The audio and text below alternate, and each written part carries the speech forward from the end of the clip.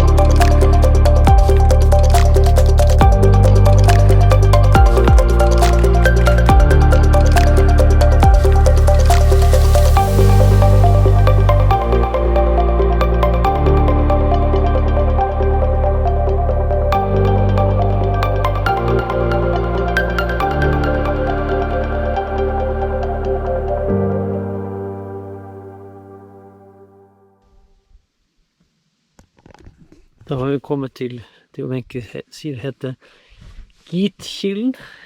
Vi har lagdes litt med å sette anker. Lagde litt for kort kjetting på lite part og ikke litt for langt. Ja, her har du allerede tatt deg godt til rette, ser jeg. Ja. Det var Lurka, ja. Lurka har det med å ta våres plass hele tiden. Her er du lagt til ho. Men det hjelper ikke. Lurka, hvor ble du her? Det her er jo Wenche sin plass.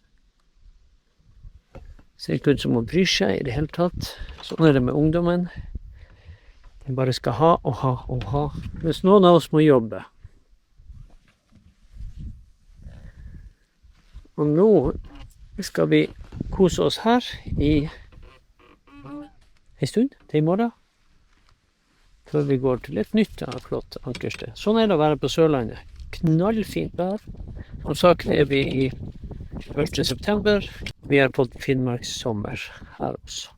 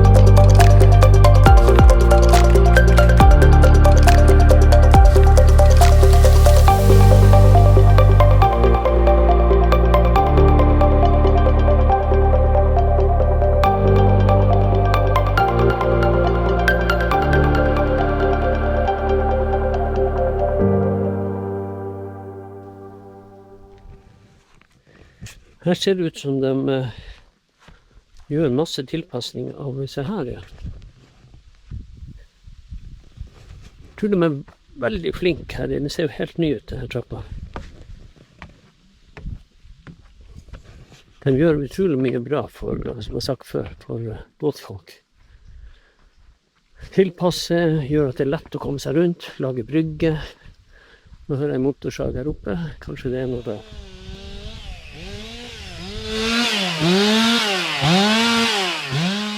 Det han skrevet alt her da. Hva? Det han som hovedperson her. Det han som sjefen? Det sjefen. Ja. Og han kjenner hver planke her. Ja, det gjør han. Ja, nå holder vi på å lage en sti, så det skal være litt lett å komme frem. Ja. Så nå skal vi... Ja, det sånne plasser som det litt vanskelig å gå. Ja. Jeg så imponert når vi har vært her nå på Sørlandet, at dere tilrettelegger så veldig. Hvorfor gjør dere det? Nei, det fordi at vi avhengige av turister og legge til rette så godt vi kan. Spesielt Skaurøya, som vi på nå. Den veldig mye brukt, og vi veldig stolt av den. Ja. Hva sier båtfolket? Nei, båtfolket jo kjempefornøyde. De kommer igjen år etter år og setter utrolig pris på at vi tilrettelegger. Ja. Ja, nå må du prøve trappa, nå jo ferie. Nå mangler vi bare det øverste trinnet, så de får du hoppe over. Jøss, jeg får liksom teste den første ferdige trappa. Den første finnmarking, den første person som går faktisk. Første person som går jo, vi tar ikke selv. Ups! Oi, jeg begynte å ta etter et håndtak. Oi. Det her går jo riktig bra. Den var stødig. Hæ? Det var ingen bevegelse i treverket. Jeg må si at det her var jo en veldig god jobb da. Ja, det var det. Er det godkjent? Ja, vi veldig godt fornøyde. Ja. Da sier jeg bare takk for praten og at jeg fikk lov å teste trapp. En prøvekanin, det må man også være. Ja, og takk for at du prøvde. I går og i formiddag så gikk vi gjennom Blindleia. Nydelig plass, masse sånne fine, trange sund å gå igjennom. Men i morgen så skal vi til Lillesand. Vi nødt til å vaske klær. Vi har vært lenge på tur uten å få vaska. Så det blir morgendagens lille prosjekt.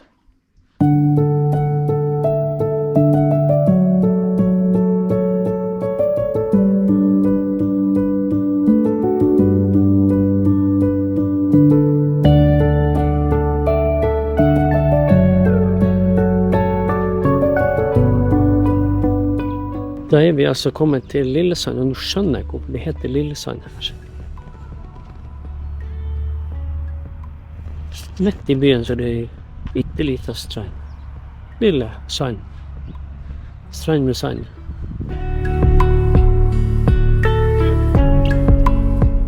Intet mindre enn Hotell Norge. Det er skikkelig masse gamle hus her. Ja, veldig mye verneverdig. Hvit og verneverdig, så vet jeg. Wenche, her skulle du ha vært innom en tur. Jeg tenker at det hadde vært litt artig. Når først er her i Lillesand.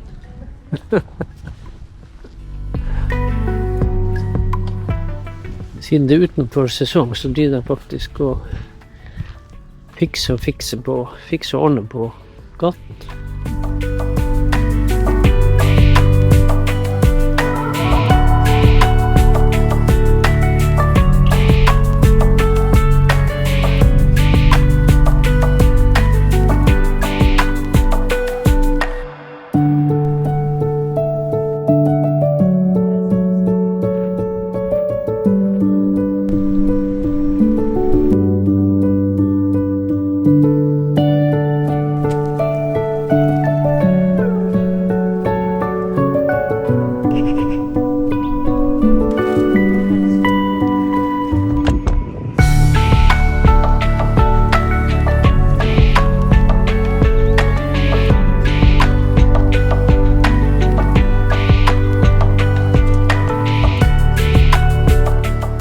Mye av det man ser her i Lillesand, hva er det for noe? Ikke?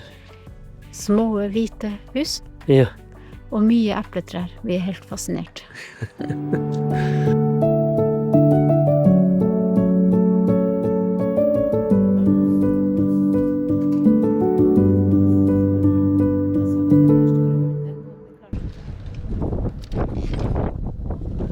Da skal vi forlate denne fantastiske plassen, Lille Sand. Og vi skal gå videre til, hvor vi skal, Wenche? Hamburgsund, sier hun på øret mitt. Hamburgsund. Men det var litt mer vind, så vi skal bare se om vi klarer å komme oss ut i havna ut fra kaia. Men det går sikkert bra.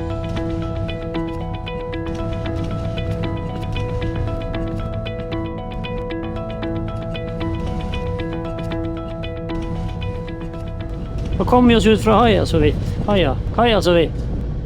Og nå skal vi Lunden og Holmar skjær her. Det er mye sjø på utsida faktisk.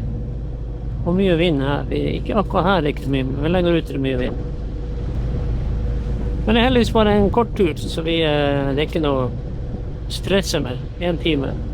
Da er vi fremme i en ny havn.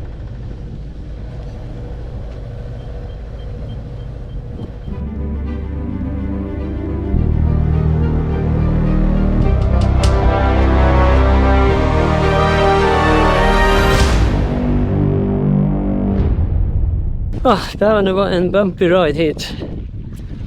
Nå er det jo vind selvfølgelig stille helt, så når vi er ferdige å fortøye, så er jo alt i orden. Det er jævlig irriterende så at jeg ikke kunne... Så nå er det nesten ingen vind i folk da det var med kom. Da var det helt jævlig. Dæven kom jo vind og bølge og helt vanvittig. Så det var ikke mulighet til å filme rett og slett. Men vi fikk nok klaske oss i kaia der borte. Men nå er jeg på vei til en matbutikk, som ikke er helt vanlig matbutikk. Den er ganske spesiell. Det blir artig å se hva de har bak en spesiell dør. Blir det ikke det, Wenche? Ja, hvis det er sånn. Så nå skal vi gå og se om det stemmer. Vi har en del lokale produkter, blant annet så blir noe av det laget rett henne i svingene.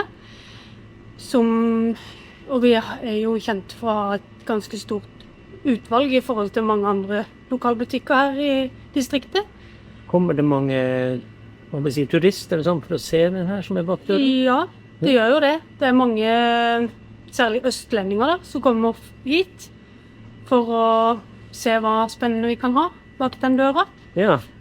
Skal jeg gå og avsløre hva det er? Ja, tenker du? det kan du. Nå her skal dere se en svær samling av noe spesielt. Ja.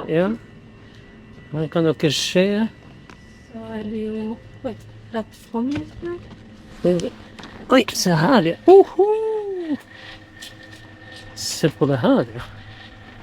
Hva er alt det her? Her har vi jo det lokale, som Er er det ølet? på sider, som er brygget rett borti her. Og så er det jo sammen med det her, det lokale. Hvor mange sorter vil du si dere har? Oi, det har jeg ikke helt oversikten over, altså.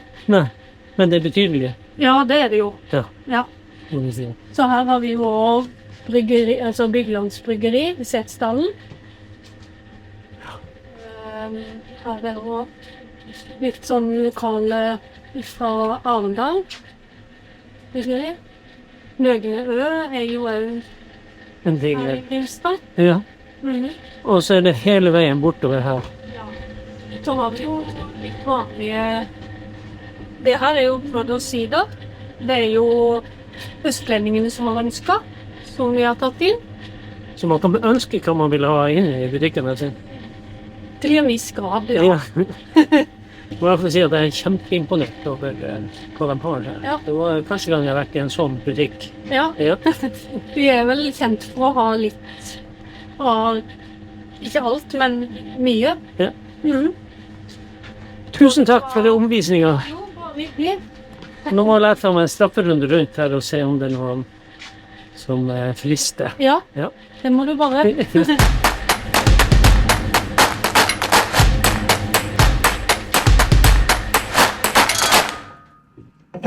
Ja, er det her dagens fangst? Ja. Plukket noe litt sånn som vi ikke har smakt før. Mhm. Ja. Spennende sted. Mye forskjellige øl. Og litt sånn sider og litt sånn. Ja, det blir en flott aften. Nei da, nei, du er gæren. Vi skal bare teste litt. Nei, jeg tror ikke det. Nei. Men jeg bare sett i gang da. Ja. Ganske, ja. Nå er det tidlig på den. Klokka er litt over... Jo, 6 klokka. Vi skal opp litt, litt kvart på 6. Noe sånt. 7. Og nå, hva som skal skje nå? Nå må vi passe på å gå ut mens vi har noen timer på oss der det ikke er så mye vind. Vi slipper å oppleve sånn som i går. Ja, for vi skal... Nå er det helt blikkstille faktisk her. Men vi skal nå ta seg opp igjen. Og den vinden får vi imot, og vi orsker ikke å ha så mye vind imot. Derfor går vi heller tidlig. Og da forlater vi det her stedet som vi ikke fikk sett så mye av. Men vi fikk gjort det viktigste. Og det var... Nei, vi hadde fått anbefalt å fære på ølbua. Og den rakk vi jo i går da. Ja. Og gå og se. Handle noen lokale øl. Men nå er det videre til neste, fordi at det begynner å bli høst og vinter og skrin. Det begynner å bli ganske kaldt. Ja, nå var duggen borte. Ja. Og blått her.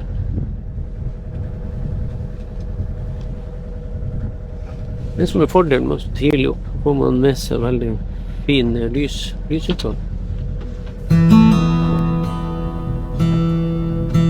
Og så, se på det der borte.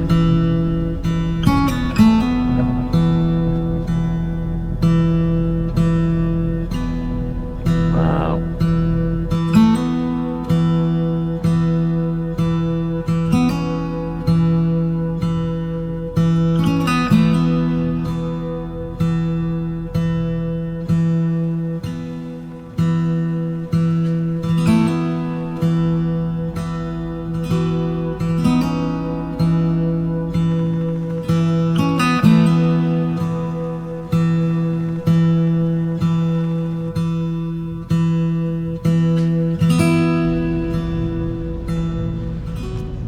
Snakk om en fin morgen.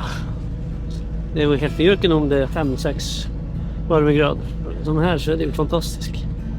Kaldt, men... Ja, ja. Når det er så fint. Veier alt. Det er ull. Hæ? Jeg har ull på oss i dag. Ja. Ull fra innerst til ytterst. Det er ingenting å flagge. Men det var utrolig flott her da. Ja.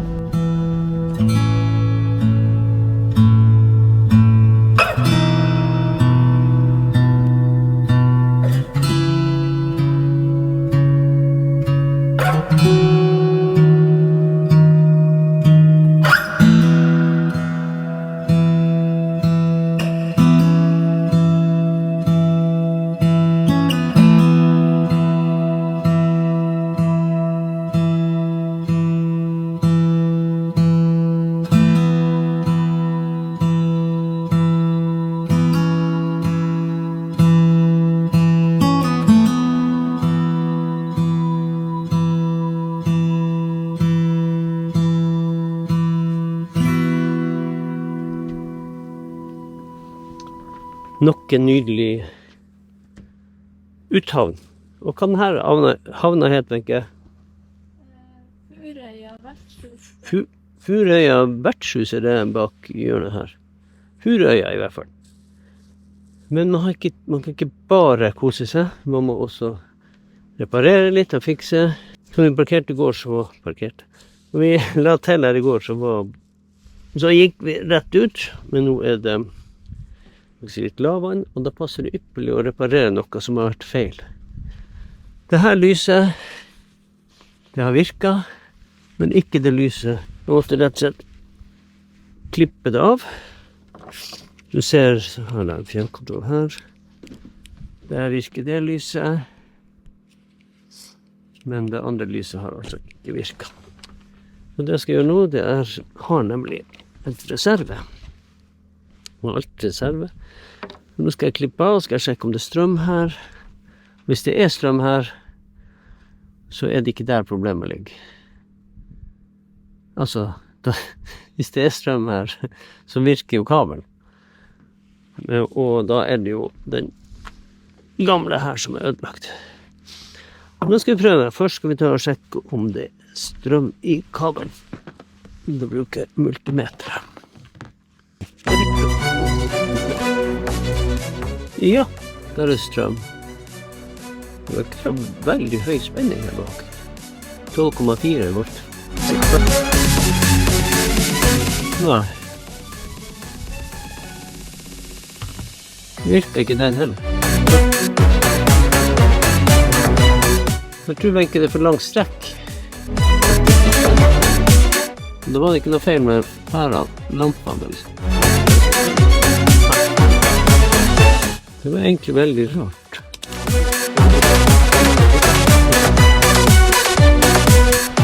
Ikke faen. Nå viser den bare 2,8. Det var rart. Hva faen er det? Nå skjønner jeg ingenting.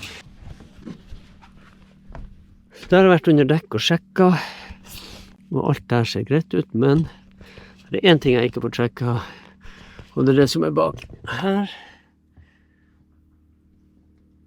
Det er en, der de ene strømmen kobles til begge de her lampene, det der og den der. Så det må være der feil ligger, men det klarer ikke jeg å fikse nå. Og da må jeg bare få alt på plass igjen.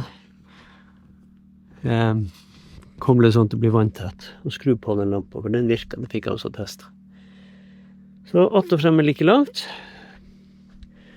Og jækla mye rot ble det her. Og det ser ikke ut under dekk også. Men, det er bare å koble det sammen.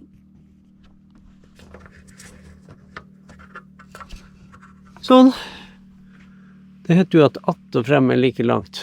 Det er jo det her sammenhengen. Men jeg har glemt å fortelle hva det er lyset ned til. Det er jo 2 lys, og det er for å lyse opp badeplattformen når det er mørkt. Og det synes jeg egentlig er veldig bra. Ja, så finner vi båten. Nå har du vært kjempetålmodig og ventet, for nå skal vi gå videre til Lyngør. Lyngør, tenker jeg husker navnet.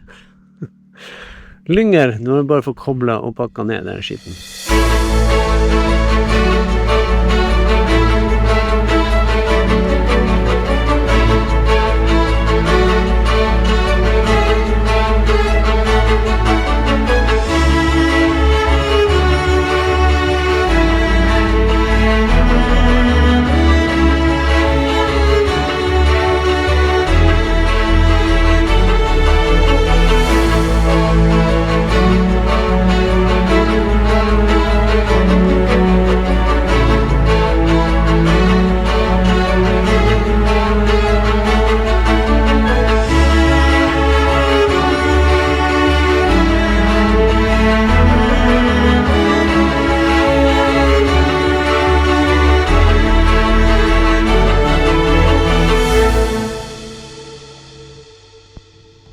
Da havner vi i Lyngør, faktisk hos en seilmaker. Det ligger Fryd, og her holder seilmakeren til. Så nå skal vi gå rundt og se hvordan det ser ut her på Lyngør, for det skal jo være et flott sted, har jeg skjønt.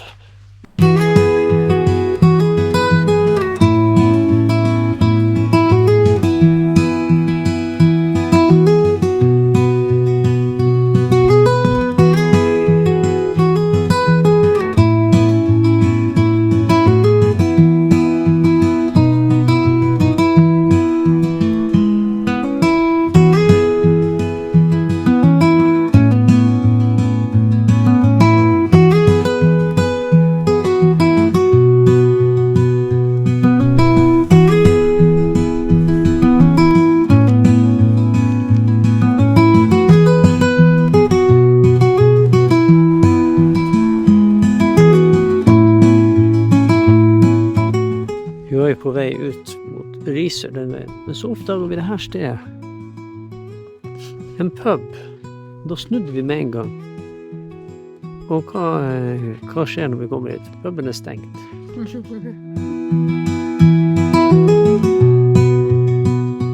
Så da kan man bli lurt på sånne små steder.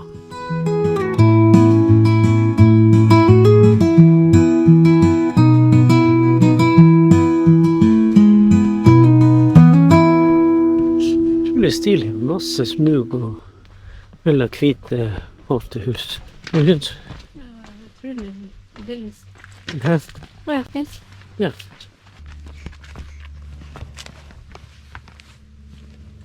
Det er egentlig ganske flott med bilfri øy. Hvis det virkelig er sånn. Det ser ut som det kan ikke være plass til en eneste bil her.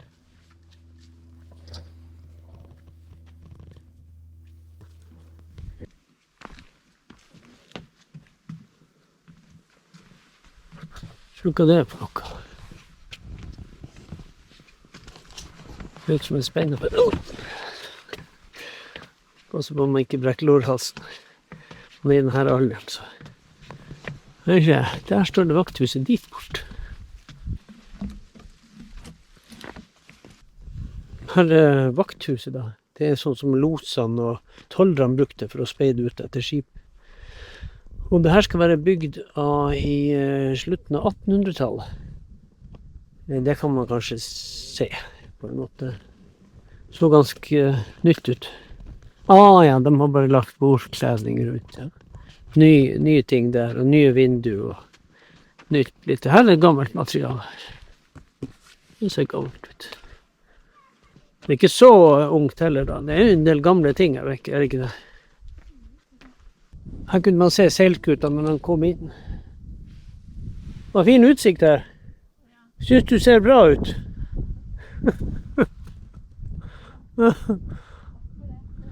Hun er litt småforkjølt i dag, så humøret er ikke helt på topp.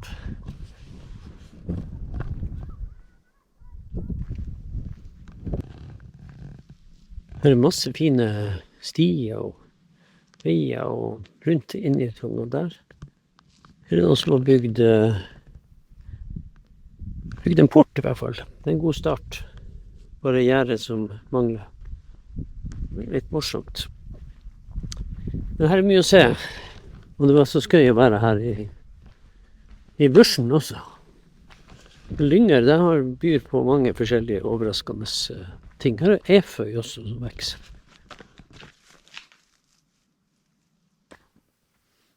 Wenche har blitt rå på stjerneepler. Hva du gjør? Har du funnet noe? Hæ? Har du funnet noe? Ja, jeg får komme. Ikke så høyt. Ikke andre som hører. Det kan jeg høre også. De her ville eplene skal man være forsiktig med. Det må være rådyr. Alt som er vilt. Det har vært å bli slått i hjel av et epletre også. Skal være forsiktig med de epletrene.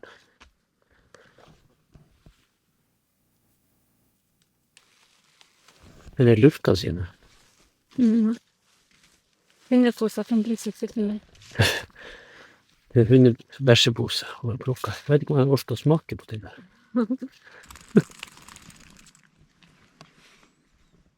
Nå har du funnet mer vilt her. Hva er det her for noe, ikke? Nei, det er jeg ikke sikker på om det ser ut som bringebær. Men Kanskje det er svarte bringebær. Kanskje det er boysenbær. Boysenbær. Det er mye vilt her. Mr. Boysen er også her. Skal må være forsiktig med.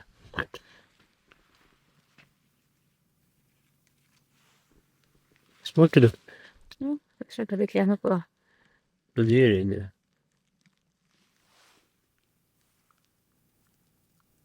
Er det boysen eller moisen eller smoisen eller hva er det?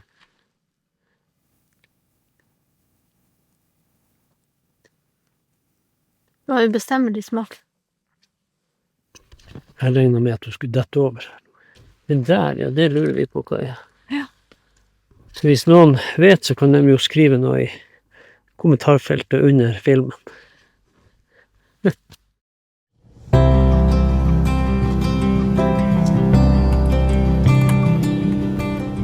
Var vi klar? Ja. Ja, var vi klar?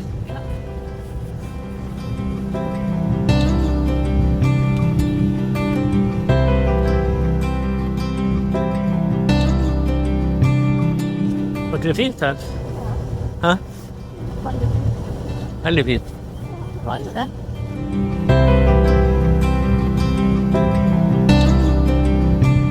Sjukt at det hadde vært på en solskinnsdag. Men det var fint med oss. Da vi til Risør neste. Utrolig vakkert her på Sørlandet. Vi vil si at det har vært så flott å være i dette området. Og hadde vi nå hatt enda mer sol, så blir det enda finere. Men du ser at det kaldt. Vi må klæde oss godt. Du har til og med tatt på deg votter. Ja, men jeg litt syk. Hæ? Jeg har fått det i halsen. Det var sånn turen startet med å venke først. Nå når vi på vei mot det er bare 3 uker til vi skal være fremme i Oslo, hvor vi skal sette i en båt. Så da det vel sånn det egentlig, at du blir syk i starten og slutten. Ja, kanskje det. Ja. Det må kalle avrunde turen. Ja. Men vi har enda et stykke igjen, og vi skal ha båten opp og danne masta og ordne det. Så. Enda en stund igjen. Men rettelse, vi skal ikke ha båten opp, vi skal bare ta av masta. Fikk jeg beskjed om her. Og min kommer inn på øret sånn melding. Men som sagt, bare ta av masta, det skal dere få se da, når vi gjør det.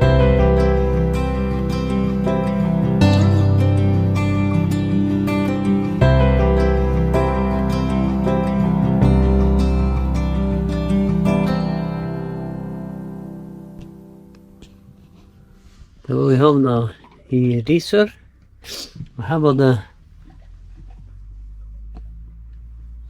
ganske grunt å kjøre. Det står 0. Vi har jo alltid en sikkerhetsmargin. Der er i hvert fall 20-30 sekt.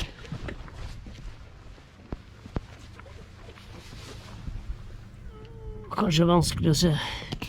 Vanskelig å se, men når jeg ser roret her, så er det ganske god plass. Og sånn ser det ut her, Risør. Veldig flott. Og her ligger vi med en annen båt som mannskapet er fra Honningsvåg, faktisk. Det var litt morsomt. Vi er bare to seilbåter her. Begge fra Finnmark. I dag er det første dagene som åpner for rommefiske nå klokka 8.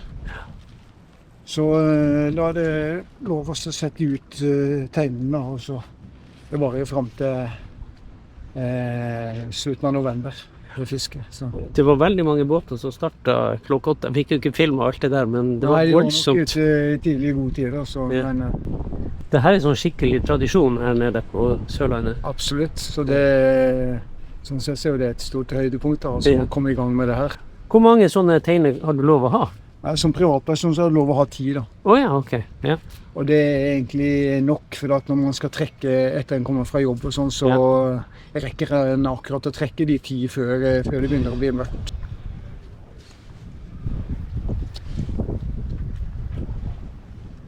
Så har jeg den beste rommebåten som finnes, det er den gamle Geon her, sånn en fantastisk fin i sjøen og fin å jobbe på. Så selv om den er liten, så har ikke det noe å si? Nei, den er veldig trygg og god. Den tar all slags vær. Ja, det her er en utråd som er satt på, som vi bytter hvert år. Og det er en sånn såkalt råtnetråd. For at hvis man skulle være uheldig å miste en teine her, så vil den i løpet av en viss tid råtne opp og gjøre sånn at det åpner seg her i hver ende, og at fangsten kan slippe ut. At ikke man skal fylle opp teina med død fisk eller hummer. Sånn, da er det full fart og klart for første setting. Og du har skitt fiske da, ikke det den sier? Jo. Slik klart på det.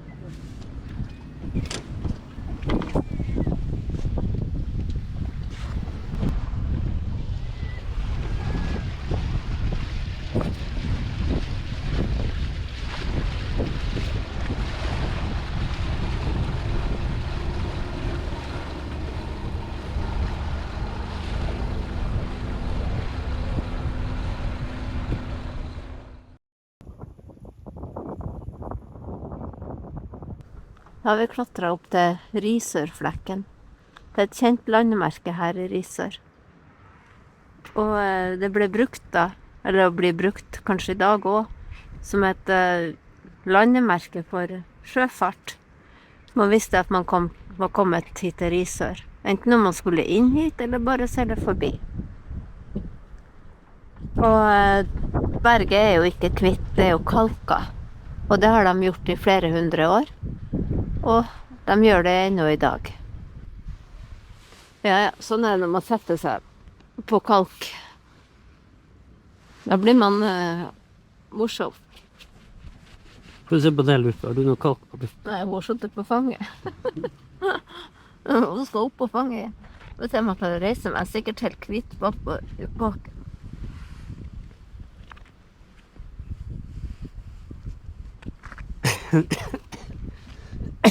Ja, du var kvitt i ræv.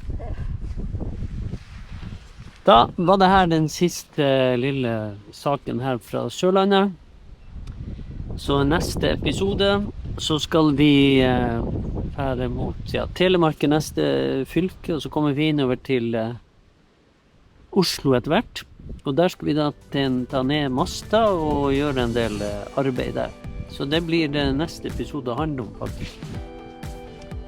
Så da ses vi der.